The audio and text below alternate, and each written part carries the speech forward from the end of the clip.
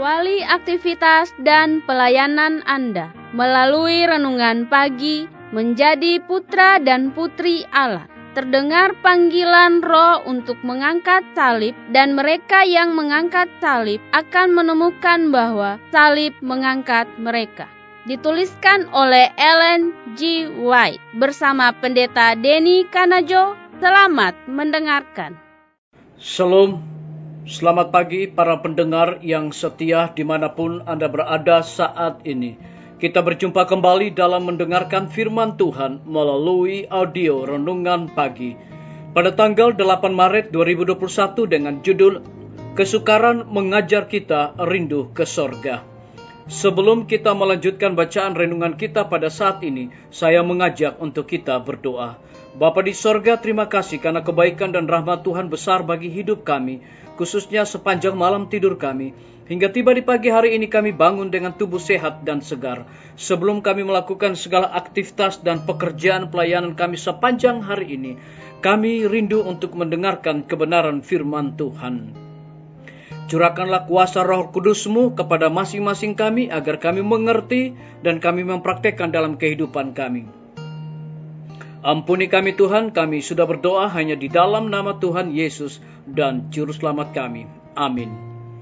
Ayat inti kita terambil di dalam 2 Korintus 4 ayat yang ke-17, demikian firman Tuhan.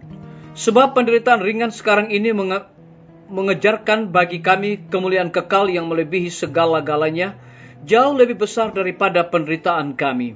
Mari kita ikuti penjelasannya.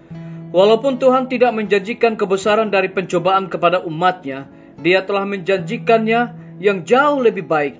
Dia telah mengatakan selama umur, kiranya kekuatanmu, jika engkau dipanggil supaya pergi melewati perapian yang menyala-nyala untuk kepentingannya, Yesus akan hadir di sampingmu sebagaimana Dia bersama-sama dengan ketiga orang muda yang setia di Babel itu. Mereka yang mengasihi penebus mereka akan bersukacita pada setiap kesempatan bersama Dia, menanggung penghinaan dan celaan. Kasih yang mereka tujukan kepada Tuhan, mereka membuat penderitaan untuk kepentingannya manis. Sepanjang zaman iblis telah menganiaya umat Allah. Dia telah menyiksa mereka dan membunuh mereka, tetapi dalam kematian mereka menjadi para pemenang. Mereka menyatakan dalam iman mereka yang kukuh, seseorang yang lebih kuat daripada iblis. Iblis dapat menyiksa dan membunuh tubuh, tetapi dia tidak dapat menjamah kehidupan yang disembunyikan dengan Kristus di dalam Allah.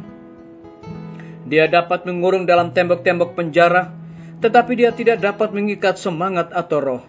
Mereka dapat melihat melewati kegelapan sampai kepada kemuliaan, seraya berkata, sebab aku yakin bahwa penderitaan zaman sekarang ini tidak dapat dibandingkan dengan kemuliaan yang akan dinyatakan kepada kita.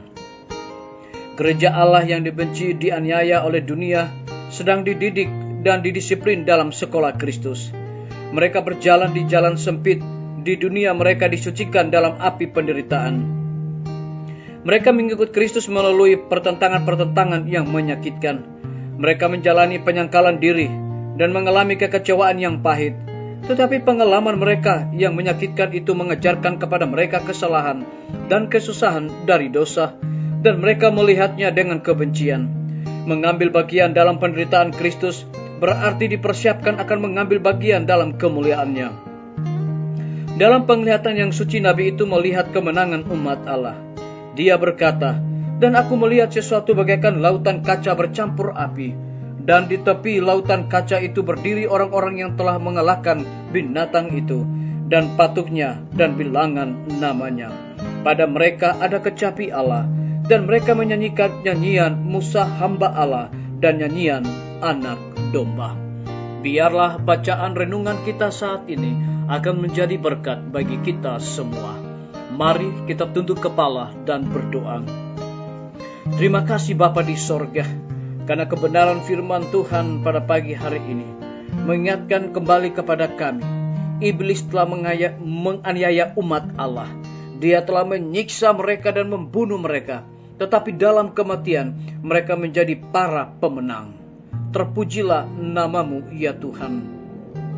Saat ini hamba berdoa untuk pemerintah kami. Tuhan memberkati Bapak Presiden, bersama dengan wakil, para menteri dan stafnya. Hikmat dan pengetahuan sorga Tuhan curahkan kepada mereka, agar dapat menjalankan roda pemerintahan di tengah-tengah pandemi saat ini, boleh sesuai dengan amanat dan titah Tuhan. Kami menyerahkan para tim medis ke dalam tangan kasih dan rahmat Tuhan.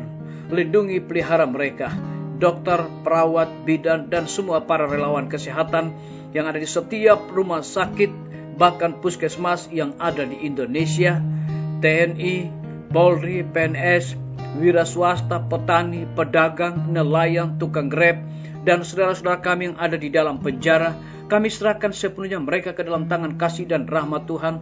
Lindungi, pelihara mereka, berikan dedikasi di dalam pelayanan, dan lebih daripada itu mereka menjadi berkat dan bertanggung jawab di dalam segala tugas yang Tuhan sudah percayakan kepada mereka.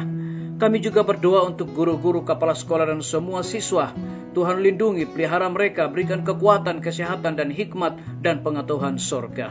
Kami menyerahkan pimpinan-pimpinan gereja Tuhan, dari tingkat yang tertinggi sampai kepada gembala jemaat. Mereka sangat membutuhkan kecurahan Roh Kudus di dalam pelayanan mereka. Kami berdoa untuk para pendengar yang setia, yang berulang tahun saat ini dengan bertambahnya usia yang Tuhan percayakan bagi hidup mereka. Mereka selalu bersyukur dan melayani Tuhan senantiasa. Terima kasih Tuhan Yesus, ampuni kami Bapa, karena kami sudah berdoa hanya di dalam nama Tuhan Yesus dan Juru Selamat kami. Amin. Sampai jumpa. Tuhan Yesus memberkati kita semua.